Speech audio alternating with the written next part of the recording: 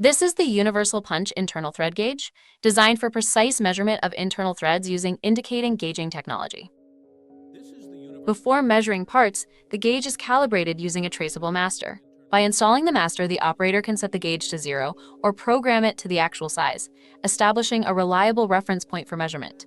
Once calibrated, the gauge can be used to measure functional diameter.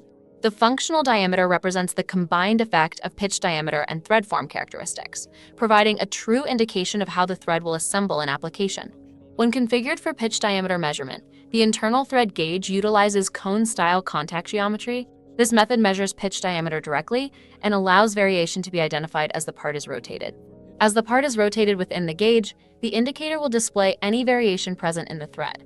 This includes conditions such as ovality, out of round, or other thread form errors that may affect performance.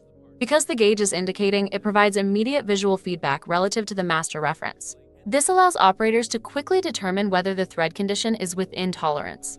When changing thread sizes, the gauging elements can be easily removed and replaced with the appropriate element set for the next size. This modular design allows one gauge system to support multiple internal thread configurations.